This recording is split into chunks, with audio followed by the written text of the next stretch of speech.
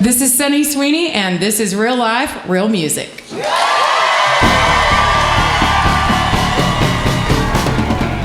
Real Life, Real Music Radio with your host, Kyle Hutton.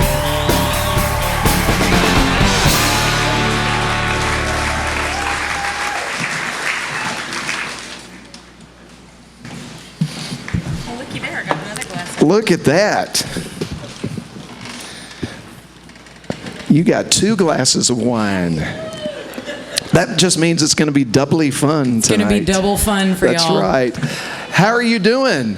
I'm great. Welcome. How are you? Oh, I'm good. You know, I'm good. Just good. I think you're great. Well, thank you. I appreciate that. We, as a community here in this area and specifically this venue, we lost a really important person 10 days ago. Yes. And so, you know, like, I'm glad to be here with you tonight because I like talking with you. I love that we're going to talk about a new project. And that's what my buddy would have wanted that built this place, is he wants to hear he wanted this kind of music and these kind of stories. And you're the perfect one to be here for my first show. Yeah. Thank you. Yeah. Thanks for y'all being here, too. Yeah, absolutely. Okay. You got familiar with how we do things last time you were in here, so you know I'm going to ask you a bunch of questions. But if you guys would, just pick one that you want to kick us off with tonight. Well, I would like to kick us off with, for those of y'all that don't know me, I have made a career basically out of writing songs about my ex-husbands.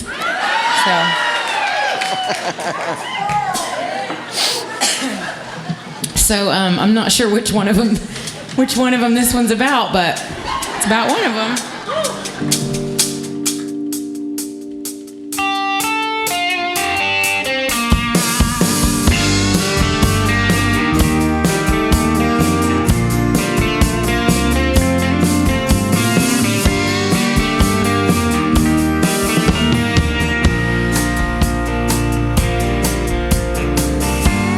Leaving's hard, trust me, it's really bad. It'll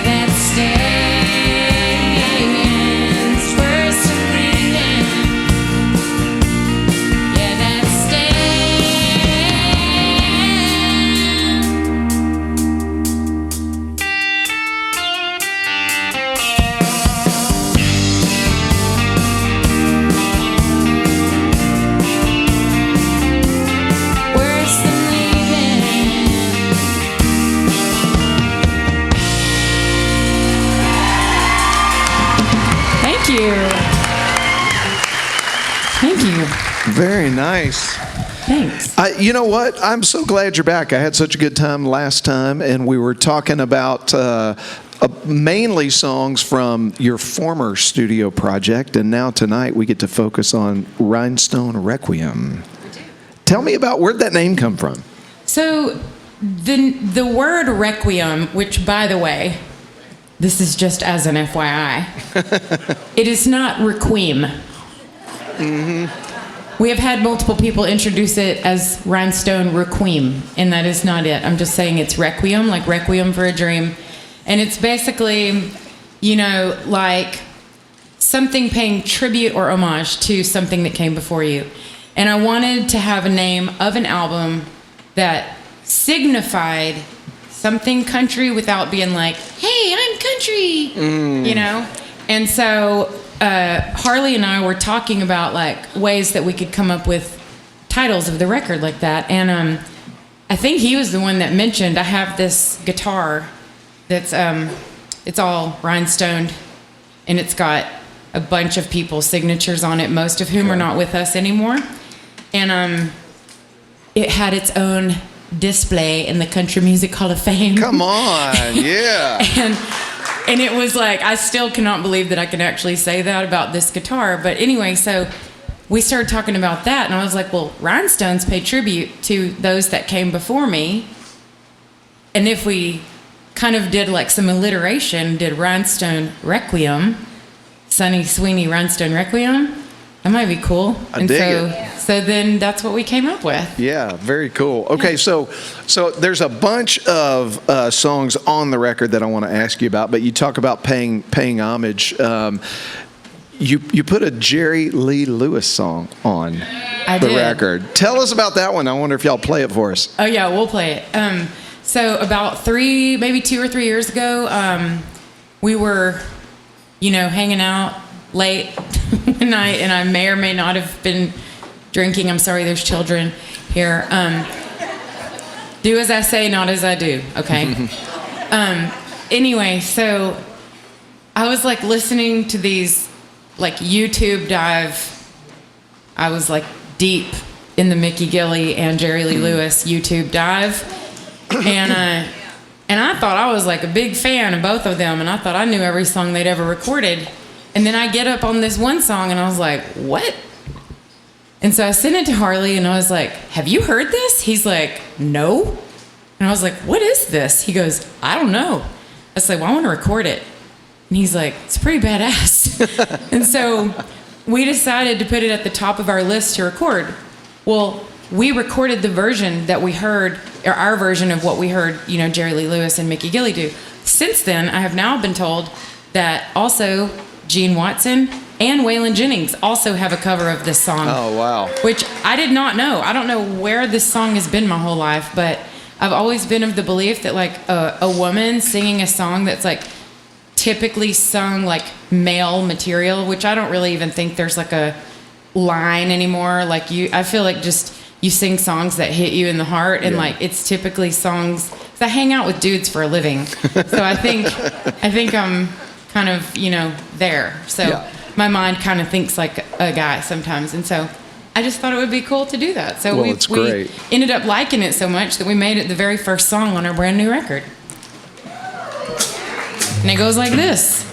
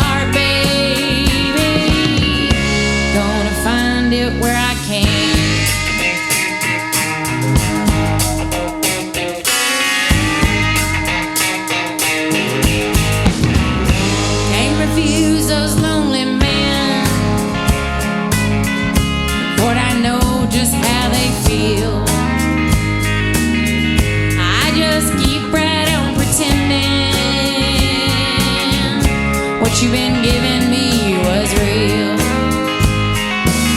I get that honky tonk feeling every time your arms grow cold. I suppose that's the reason I need a home away from home. So I'll say it one more time, and I hope you understand. Yeah, I can't find it in your heart, baby. Gonna find it where I can.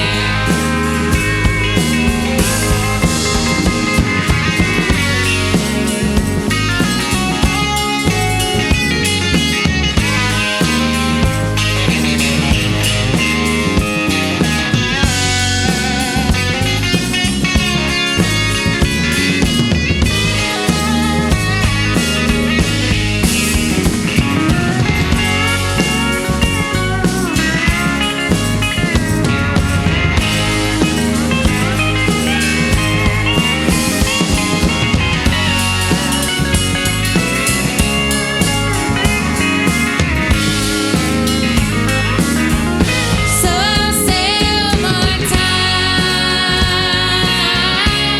and I hope you understand. If I can't find it in your heart, baby, gonna find it where I can.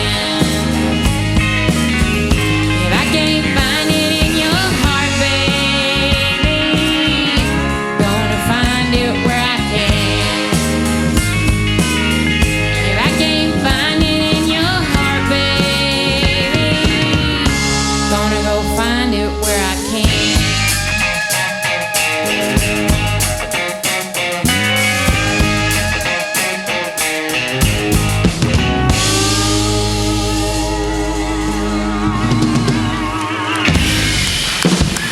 Thank you. Yeah.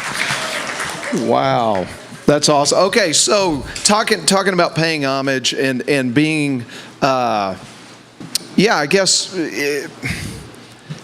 thinking about those people that came before you. So I want to ask you, because you've played the Grand Ole Opry so many times, do you still get that feeling of like when you walk into that circle that you're just a part of everything that's been Yes. there? Tell us about that. Absolutely.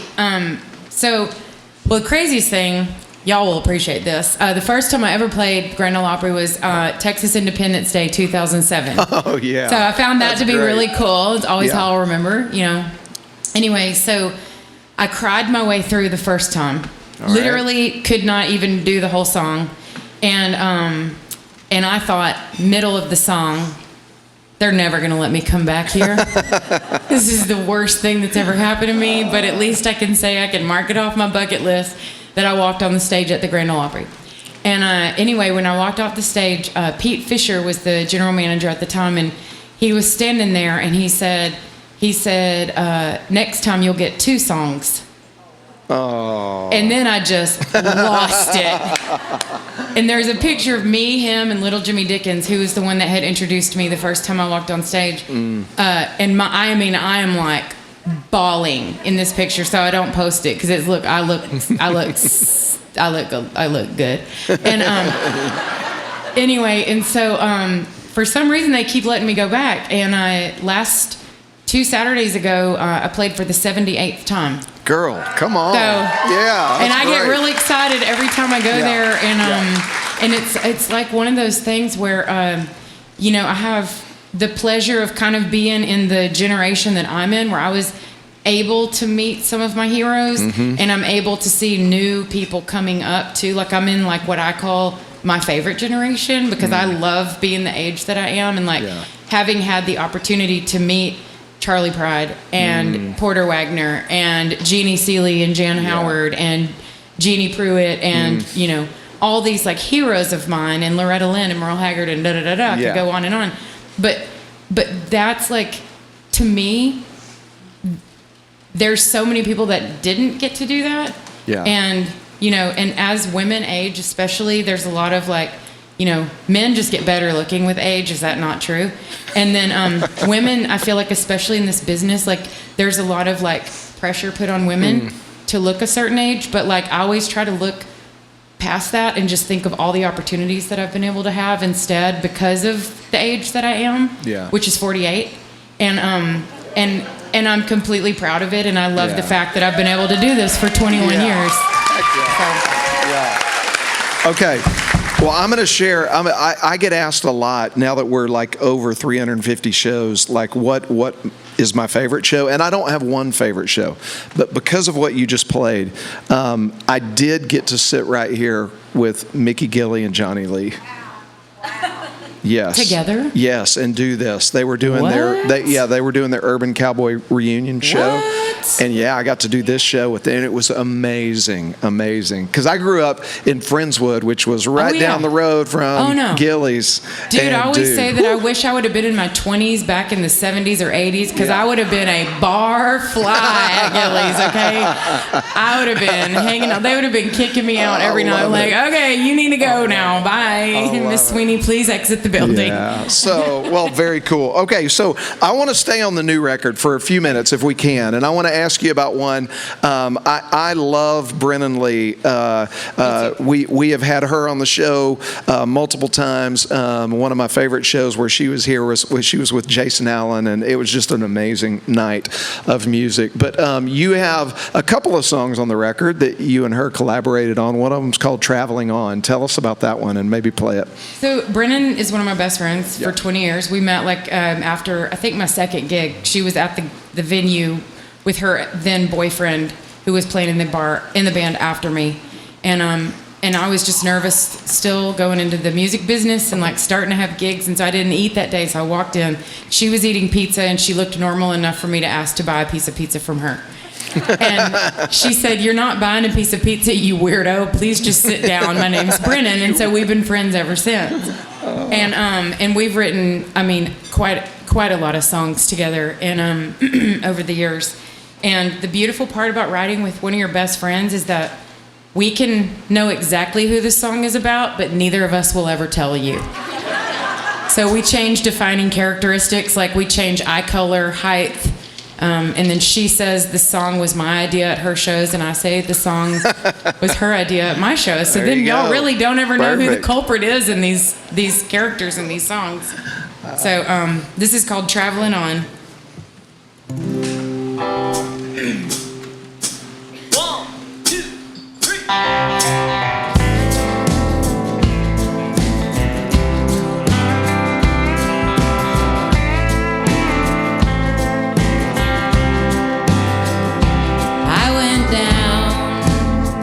To the Greyhound station, I picked up a long-legged man. I never thought someone could have this much control over me. This simple heart, I never had a chance. We laid down by the Brazos River. He kept me from the cold, and the tremble in his voice put the devil in my soul and whispered me a story never told. Lord, save my soul from thinking about him. Can't be around him, knew it all along. And I don't like how the tale's unraveling. I keep traveling, traveling on.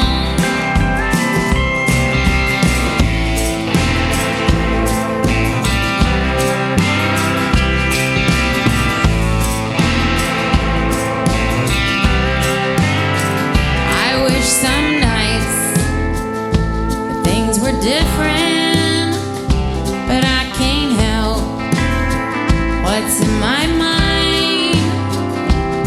And you're so lost in your own world, baby, you can't even hear me crying.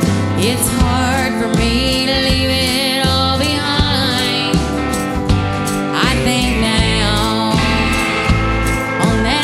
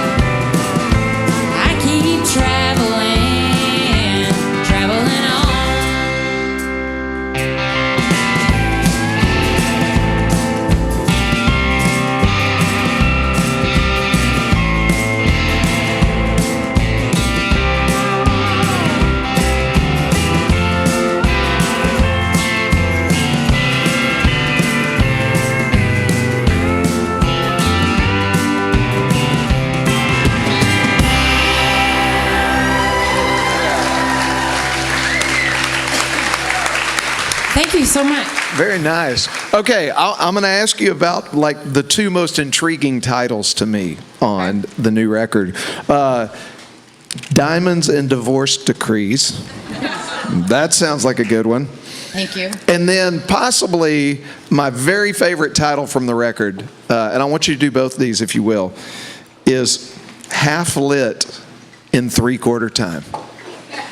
That's not a solid gold country title. I don't know. Half Lit in Three-Quarter Time. That's about as good as it gets. Thank you. Yeah. Thank you. So Diamonds and Divorce Decrees. Tell us about that one. So Diamonds and Divorce Decrees, I mean, as I said, and it's not something I'm proud of that I've been divorced a couple times, but I have. And at some point you have to kind of just find levity in the situation. So when I did get divorced the second time, I did not make a plan. And I just called my mom. I said, hey, Mom, I didn't really make a plan. I'm sure you're shocked. But I don't have anywhere to go. So I was thinking that I could, like, move in with y'all. And my mom, and I swear she said this, oh, Sunny, we have been dying for our 45-year-old child to move back in with us. How fast can you get here, baby? I was like, really? It's quick, because I'm like in the driveway right now. So I moved all my stuff in my parents' house, and they are, in fairness, like the best roommates besides you. They are the best roommates I've ever had, and they were like, you know, cool, because I told them it would be 2 weeks, but it ended up being 2 years. And then we moved out, and I got a house, and I left this safe there, little tiny safe, that had my grandmother's diamonds in it and my 2 divorce decrees. And so my mom kept saying, you need to come back and get your safe. It's in my way. I was like, Mom, it's a cubic square foot. She just wanted me gone. Okay. So I called my friends Buddy and Galen, who I write a lot of songs with, and I called them and I said, I hope y'all aren't doing anything tonight, because I got a song we need to write, and it is a country title. So we ended up writing this, and it's called Diamonds and Divorce Decrees.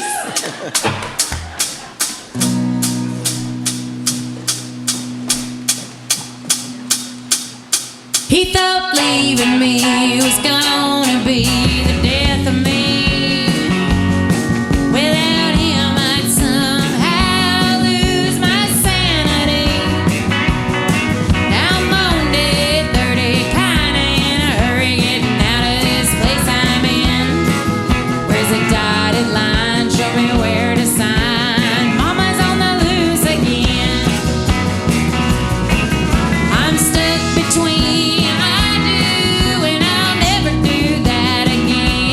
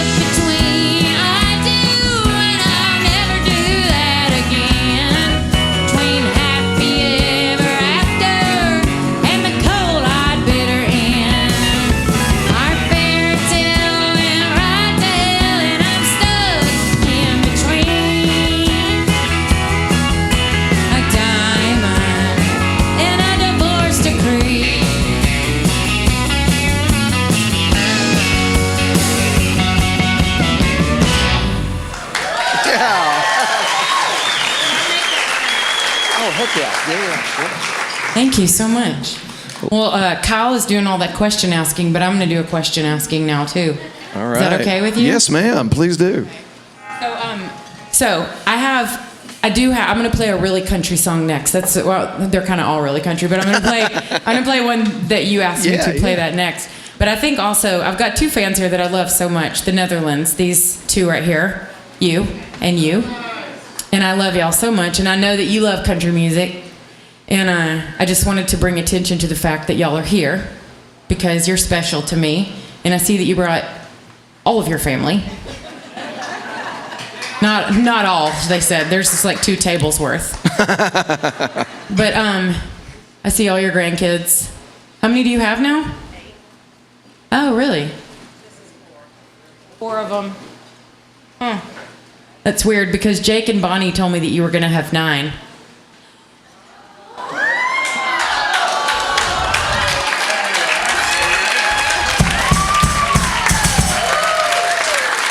Now you're going to make me cry. Congratulations. That means y'all get a cousin. Another one. Congratulations, y'all. Yeah, Thank you for asking me to be a part of this. Because I do love them so much, and y'all too, but I really love them a lot. So, don't start crying now. Well, in honor of this new one, let's play a song called Half Lit and 3/4 Time. Because you ain't going to the bar no more, baby.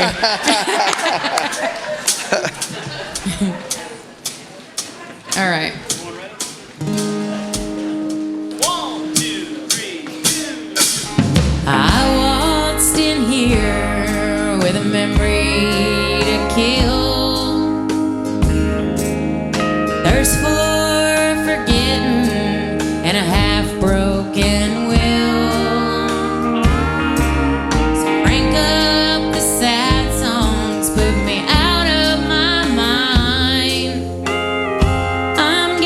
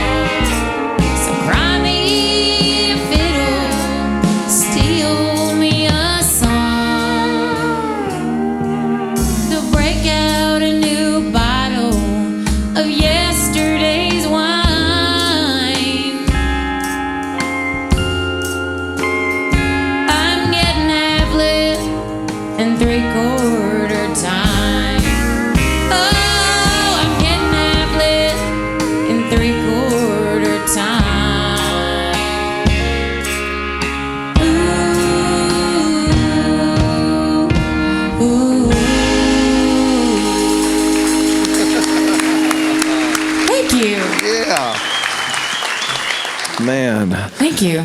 I love that one. Thank you very much. Yeah, and are y'all digging the new record so far? All right. Okay. Well, let's shift gears for a minute and let's go back. You covered a Brennan Lee and Noel McKay song. I think it was in 2017. You put that song called "Pills" on a record. Tell us why you picked that one. Well, so again, Brendan and I have been friends for a long time, and I I heard them. They were playing a show with me in Dallas one time, like longer than 2017. Like, I mean, this was like 2010 or 11 maybe. And I thought that the song they were singing was maybe inspired by me. And so I recognized some of the people and places in the song, and I went over there. I said, "Excuse me, ma'am, but is that song about me?" And she looked at me and she said to my face, "No, you narcissist, it is not about you." I was like, all right, well, same people and places, I suppose. I don't know.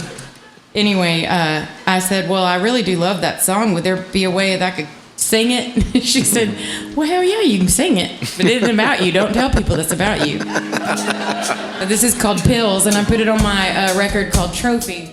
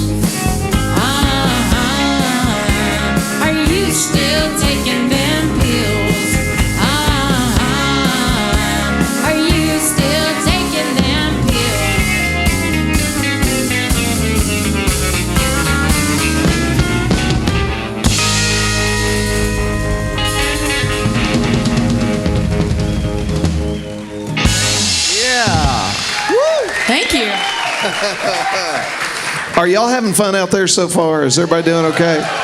All right. Sunny, before I forget to do it, I need you to give me a liner for the radio show, okay? Oh, wonderful. So okay. if you'll say, this is Sunny Sweeney and this is real life, real music. And then Okay. you guys are going to go nuts, okay? And I'll Absolutely go like this. nuts, y'all. Yes. I'll keep doing it till y'all go nuts. Real life, real music. Yes, ma'am. Okay. Hey, this is Sunny Sweeney, and you're listening to Real Life, Real Music.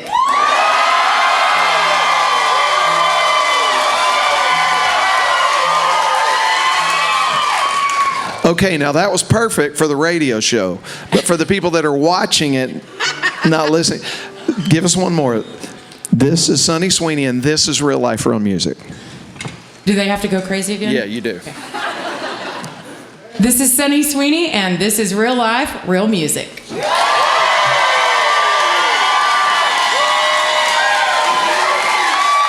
That was perfect. That was great. All right. Let me think. You want to introduce these guys? I'd love to introduce these guys. They sound phenomenal. Thank you. I Thank you. I forgot how much I love his tone. Thank you. He is So good. I'll get to him. He does have incredible guitar tone. Yeah. It's yeah. It's a thing. Yeah. To your left, though, I always start with him because I tell people I met him in a mustache contest. I think he came won. in second Yeah. after a long tour. This is Alex Bizarro, y'all, on the steel guitar.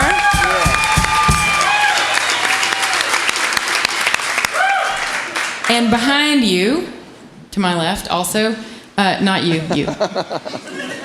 This gentleman, I met him in a Flying J parking lot in West Virginia. Come on. And I answered a want ad, or he answered a want ad about us needing a bass player, so I went and met him, and the first thing he said to me was, well, I said to him, I said, hello, young man. And he said, hello, middle-aged woman. So I was like, you're hired, you better not suck at the bass. Nick Blake on the bass, y'all.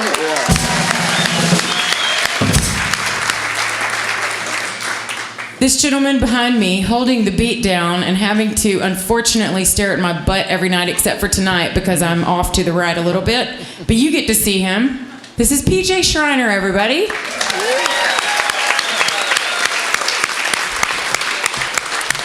And as Kyle said, you have really great guitar tone.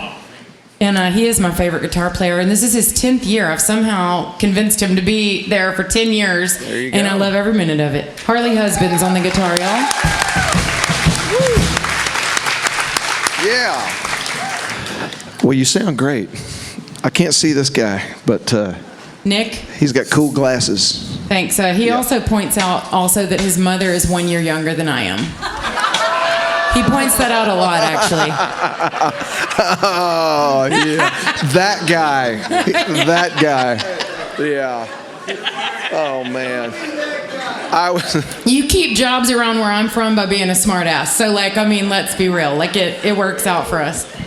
You'll appreciate this. We taped an episode of our show in Bryan, Texas on Monday night, and I had some couple of young artists on.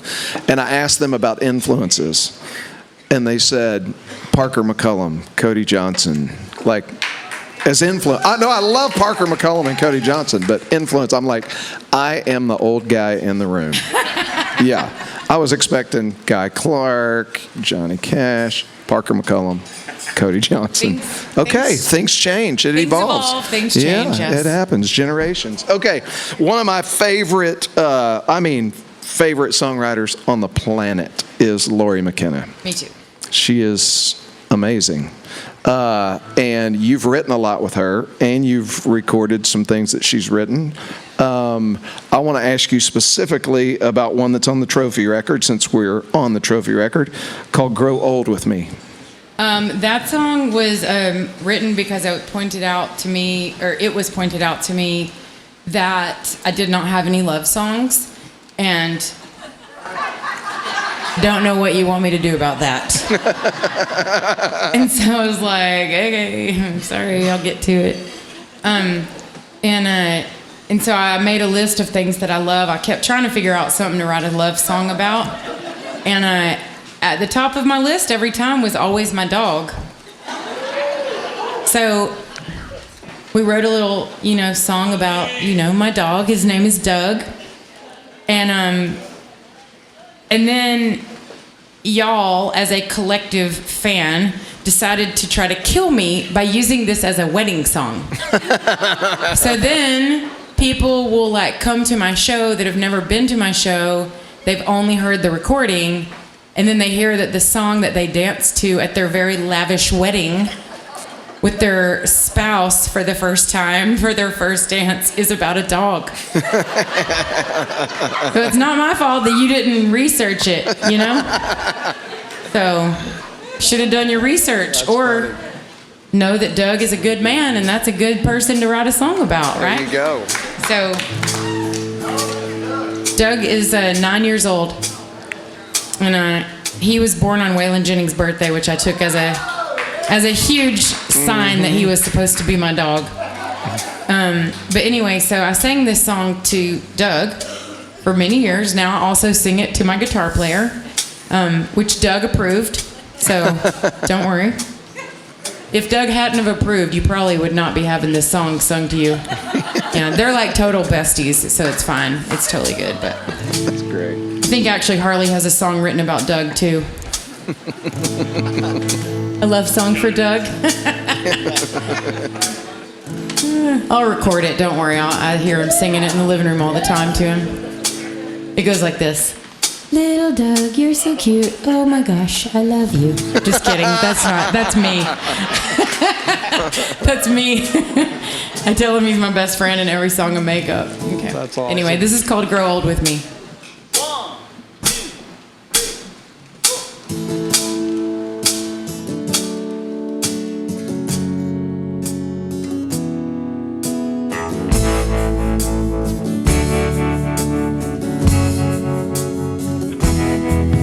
Your whiskey straight. I'm beer in a bottle. And you're the rock. I'm more the Rolling Stone. And they all said never fit so well together. Grow old with me. I'll keep you young forever. Well, the days are long, the years seem to fly by. Our troubles are gone, now it seems like such a breeze. And just remember all the storms we weathered. Grow old with me. I'll keep you young forever. And love don't give a damn about time. Look at the lines around our eyes. Just stand here side by side. Hang on to me.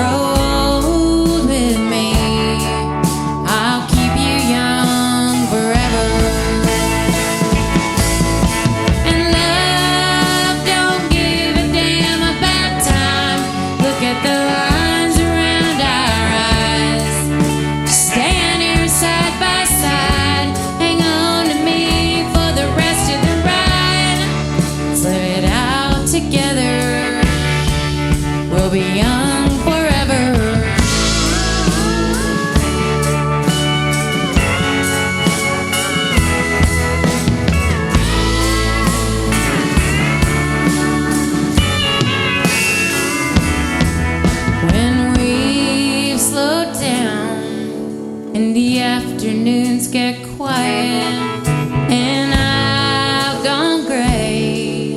Will you look at me the same? The love we have is broken in like leather. Grow old with me. I'll keep you young forever. Grow old with me, Dougie. I'll keep you young forever.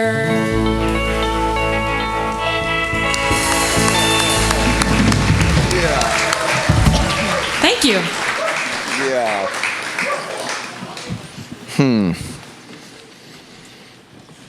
Y'all got good wine here. Thank you, Chelsea.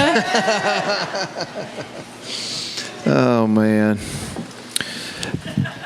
Some of the things that go through my head, I just know I shouldn't say. So. Oh no, always. I have no filter. Are you kidding me? Well, I was just sitting there thinking, okay, how do you keep a dog young forever? And then well, do you want me to be real I started with you? wondering whether you were gonna Freeze him? Yeah. I already thought Or about it. Stuff him. I already talked about like that with a couple different people. And also there's this new thing that's going to be announced in 2026 it's a pill that can make your dog live longer. Y'all, my dog's going to be 600. He ain't going nowhere if I can help it. All right. I figured you had a plan. He's small enough. I'll just keep him with me. I'll stuff him in my pocket if I have to. But Okay, so let's go back to the new record. Let's go Okay, back and let's do talk it. a little more about that. There is a song when I listened to it that I enjoyed, and tell us the story behind it. But as long as there's a honky tonk. well, so this is another Galen and Buddy, right? Yeah. Galen and Buddy are two of my they're like my brothers, and I hang out with them a lot. I've been writing with them for a long time, and I know for a fact when we get together, we are writing a country song. Like Yeah. there is no way around anything but that, because none of us really know any other kind of melodies. So we were talking about how both of them, if pretty much they don't drink at all, and I drink like a glass of wine when I'm on stage or something. I don't. Or two. Well, that was because Chelsea was nice enough to fill up my first glass, and I split them. There you go. But I might have one more later since I've already had two, so whatever. Anyway, but like honestly, like back in our 20s, me, Buddy, and Galen were like, we partied a little bit, and so we're like way more mature now. Yeah. So when we like get together, we always talk about how lame we are, and we're like, God, we're so lame. Like we used to be able to write till like 2 a.m. Now, like if we're getting up on 9 o'clock, I'm like, guys, I gotta go. Yeah. Like I'm leaving. Y'all better figure out something. We've wrapped this thing up, or we can finish it another day. But I'm not staying over here till 10 o'clock at night to write. Anyway, and so we were talking about that and about how honestly we're not cool anymore, and but we still like going to bars, and we feel comfortable in bars even if we're not drinking. I feel good going to a bar in the afternoon to listen to a jukebox. Like to me, that's the best kind of day, So that's honestly where this idea came from, and I feel like as long as the music business is changing and nobody's making any money anywhere anyway, you might as well just keep touring, and it's literally the only way to do anything anymore. Mm-hmm. And it's a good thing. I like it because I do feel comfortable in a bar. Yeah. And so that's what this song is about, and it's called As Long as There's a Honky Tonk.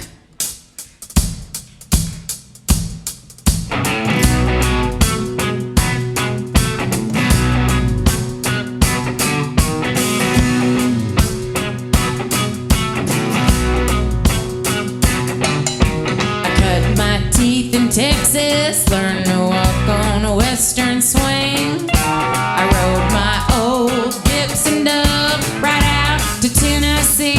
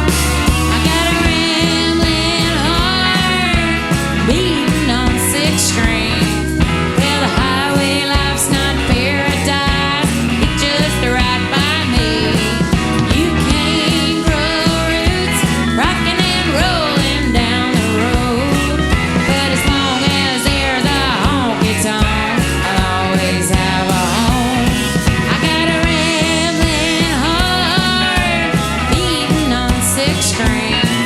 Well, the highway life's not paradise, but it's just right by me. You can grow roots, rocking and rolling down the road. But as long as there's a honky tonk, I'll always have a home. I said as long as there's a honky tonk, I'll always have a home.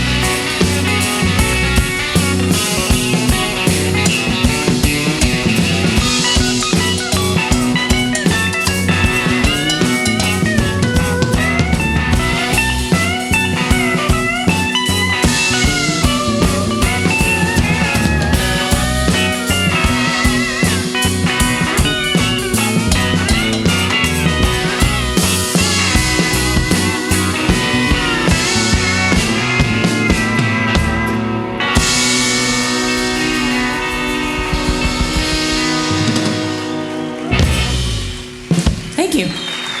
So great. Okay, so Houston Belongs to Me, another cut on the brand new record. Yes. Tell us about that one. That's one I wrote with Brennan. Yeah. And Brennan Lee.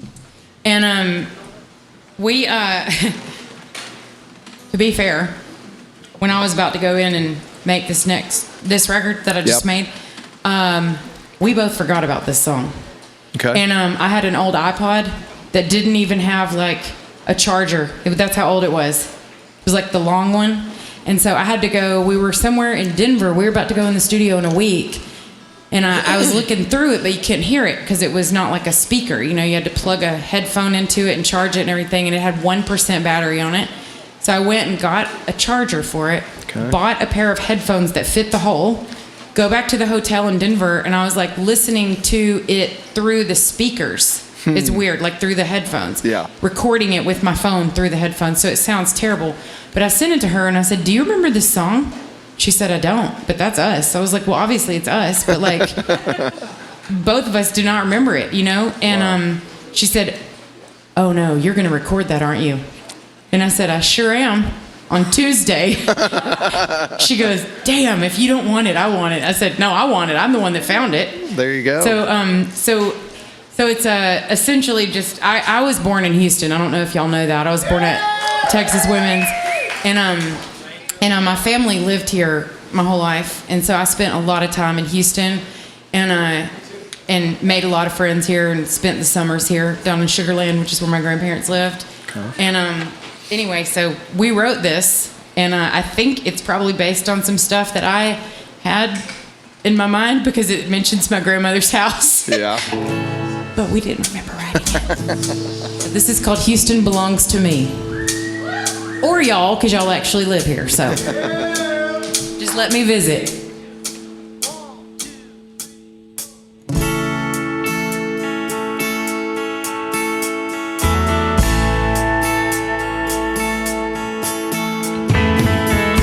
You left town, I hung around. After all this is where I'm from. I like the Gulf breeze blowing and that midday August burning sun. I've never had the urge to leave. It was all you could talk about.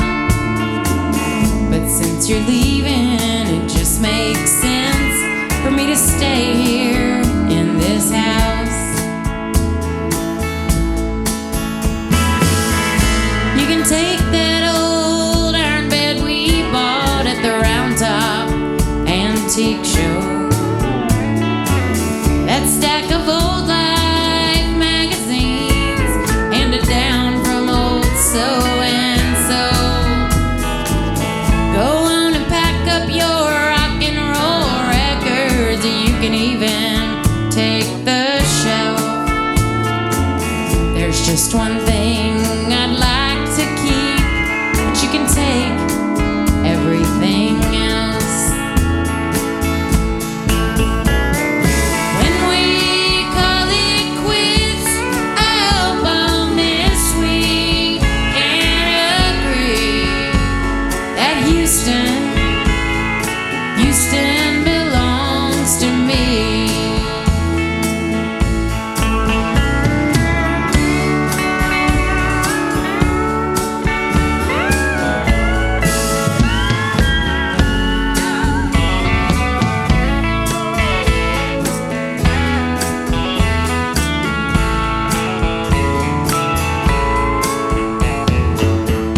Water tower on Fillmore Street, the first place I got high.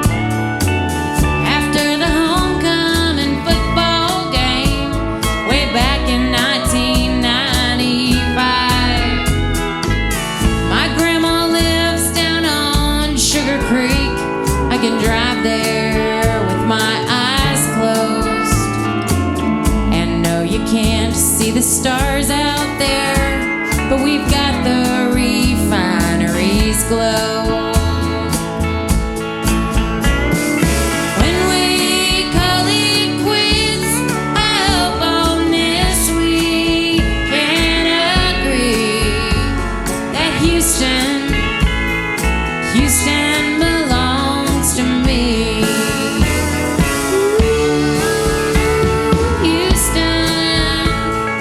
Houston belongs to me.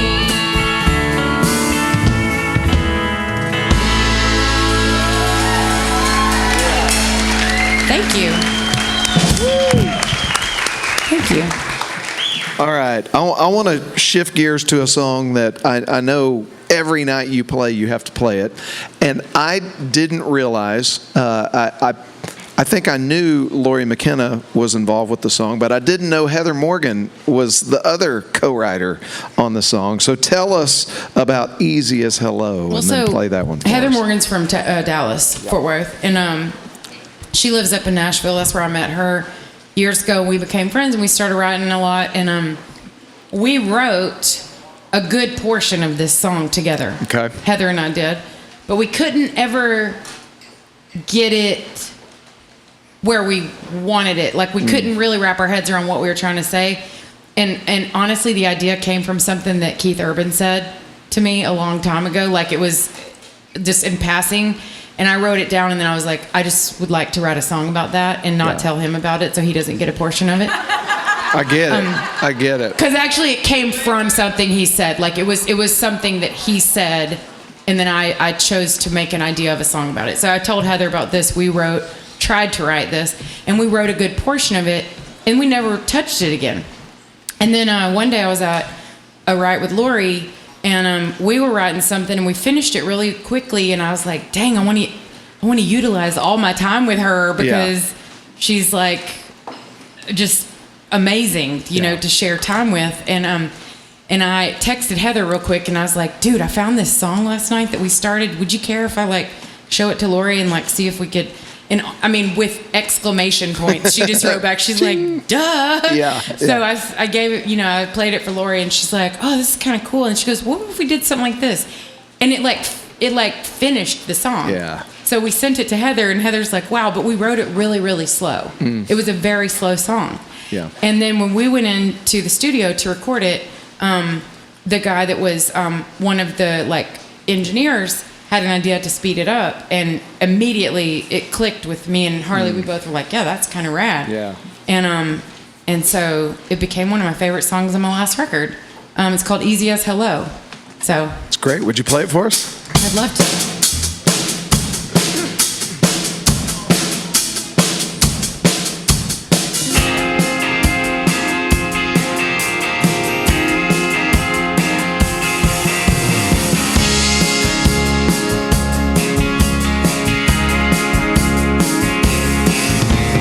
Take 6 months to figure it out, how to get the words out of my mouth. I just walked in and introduced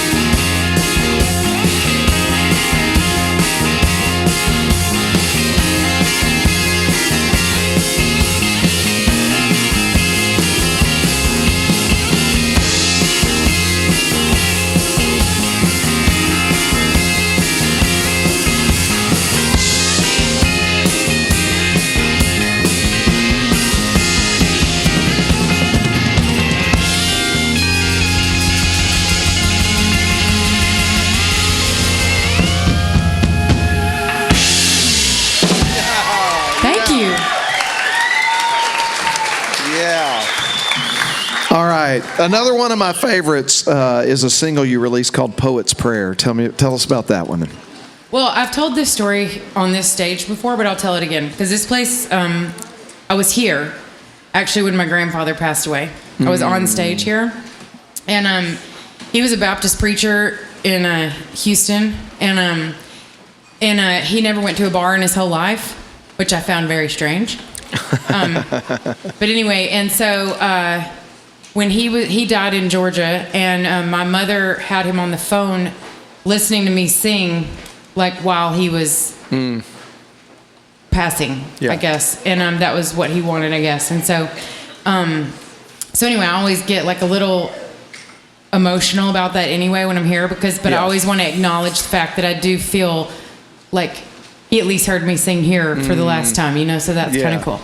But that being said, this song kind of was inspired by him because I never felt like I made him proud because he always asked me why I couldn't sing hymns. He was like, why don't you go sing hymns? I was like, because I'm not going to do that at a bar, first of all. Like, they will never let me come back. Like, maybe at church, but not at a bar. So, da-da-da, whatever. Well, then, we, as a band, got asked around the same time to open for Bob freaking Seger. What on earth is that? Gift. What? I like knowing who gave it to me in case it has a roofie in it. I like pointing them out. Who gave me that? Oh, it's safe if it's from AJ. Okay. So, anyway, we go and we play these Bob Seger dates for his farewell tour. And y'all, I'm talking like full circle, life-changing event. Yeah. These gigs. It was insane because we all grew up listening to Bob Seger, right?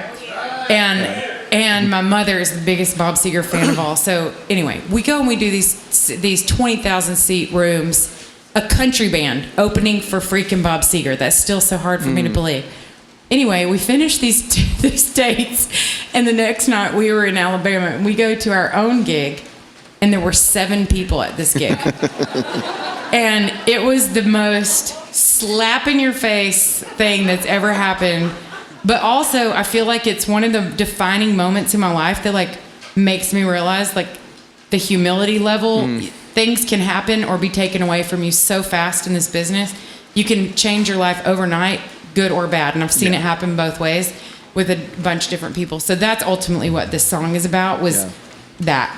Where like we were so high from the Bob Seger dates, and then we were so low when there were 7 people there, and we were like, I was like on the verge of just like, I want to quit. This sucks. I'll never do this, So, no, my mom would, no, that's never going to happen.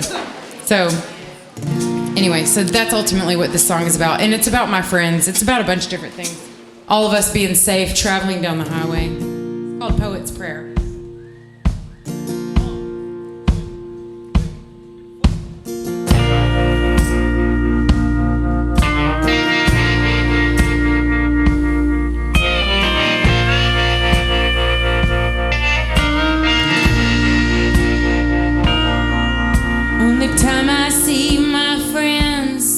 Is on the posters in the barroom wall.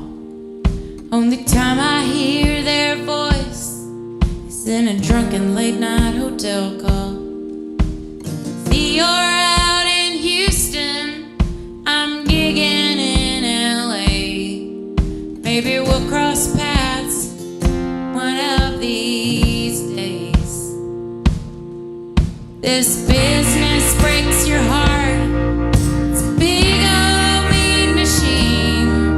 It'll grind your bones to make your bread, then piss all over your dreams. But that ain't why we do this. If it was, we wouldn't last long. No, we're all hooked on the power of a song.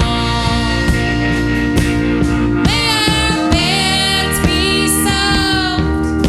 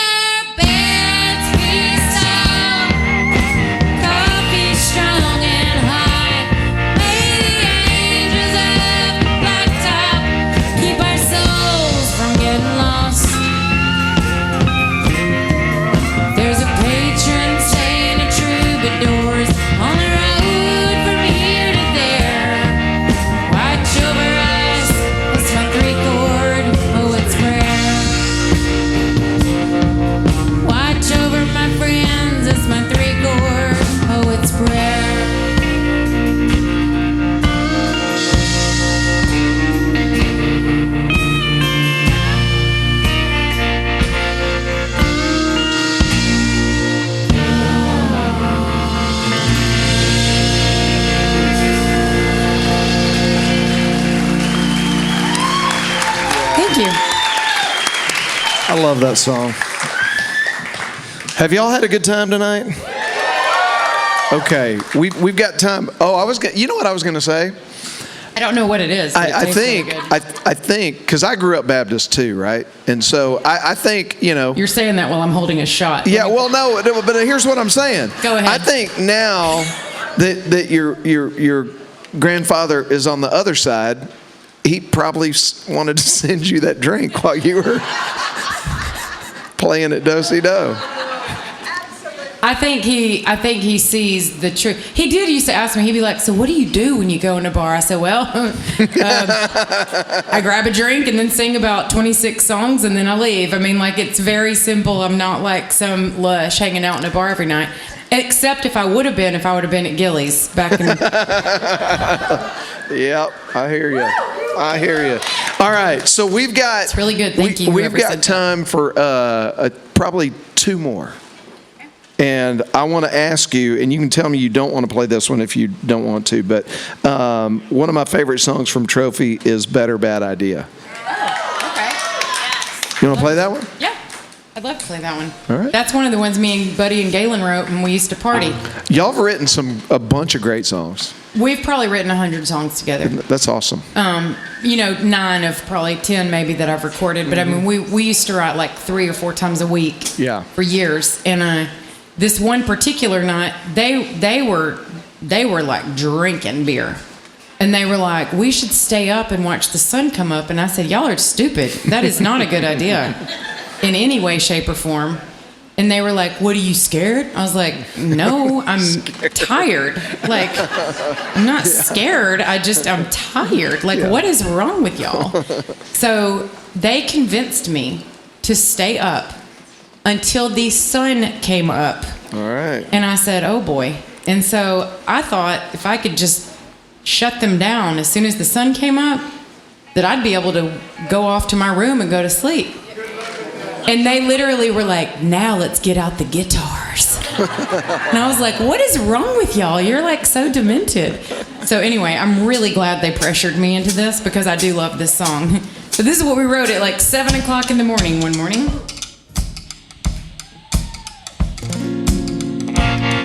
I'm going to send this out to Shannon and Marty. It's y'all's birthdays today.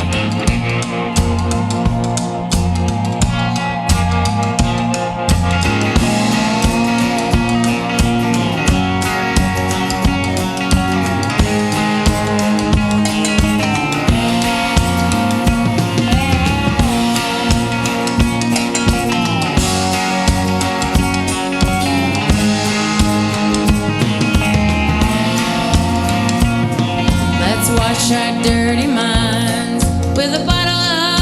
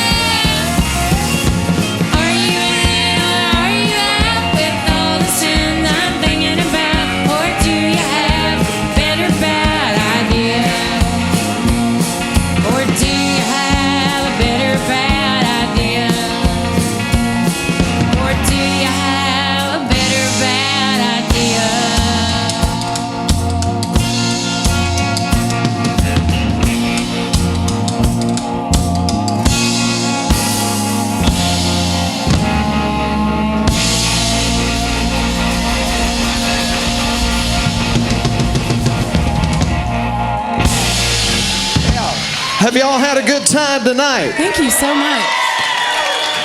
Man, thank you so much for taking time out of your touring schedule to come hang out with us again tonight. Oh my gosh, y'all, I love being, except for my hair. I hate my hair because it's so big here. But the humidity makes my hair big. But other than that, I do love being in Texas so freaking much. Thank y'all so much for I got so much gel up in my hair right now trying to make it smooth. Try to get that hat off later. Yeah. It's probably stuck to my hair actually, so we'll deal with that later. Well, we love having you here, and of course, I know I speak for the folks at Do-Si Do as well as Real Life Real Music. You're welcome here anytime. We love having you. Yeah. All right, what do you want to finish us off with? Oh, but let me ask you this. Are y'all going to be hanging out over here and saying hi to folks after the show? Oh, I'll be there till y'all don't want to. I'll be there till you don't want me to be there anymore. There you have it. I'd love to meet every one of y'all, and I'd really love to send you all home with a copy of my new record. That's what I'd really love. Supporting independent country music, I've decided over the years that all I am is a cotton salesman that happens to write songs. So if you feel like the urge to come over there and buy some T-shirts, I wouldn't hate it. Yeah. And if you don't, that's also fine. But if you did, that's cool. And I'll be over there. So come say hi, and thank y'all again so much for being here and for having me. We always love it.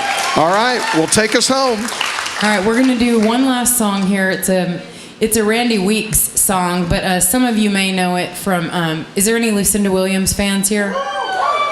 Okay, so this song is a song that I have sang at every gig I've ever done. And I was in college at Southwest, which is now something else, but it's still Southwest to me. And I was there, and I was going to go to school to be a public relations entertainment publicist. And then I heard Car Wheels on a Gravel Road, which is the best Lucinda Williams record of all time. And my life came to a screeching halt. And I was like, no, I am not going to be a publicist. Actually, I got to figure out how to be a musician because I want to do that. So I just assumed that this was her song because she's so good at picking out songs that she didn't write, which is an art form in and of itself. So for like 3 to 5 years, I literally said every night that this was a Lucinda Williams song and how great of a writer she is, which she is. Yeah. But anyway, one night I was in Austin at this gig, and I was singing this song, and I always end my show with this. And I said, Lucinda Williams is so great. She's such a great writer. All this blah. Anyway, she is. But I do this song. And then afterwards, this man walks up to me and he says, man, I love that last song you did. And I go, yeah. Lucinda Williams, man, isn't she great? She's a great writer. Love her songs. He goes, I wrote that. And I was like, oh. I was like, like knife to the chest. So anyway, he could have been a total jerk about it, but he was so cool. We've become friends over the years, and we've actually sang this together many, many times. So this is a Randy Weeks song that Lucinda Williams made very popular. Awesome. This is called Can't Let Go. Thank y'all again so much.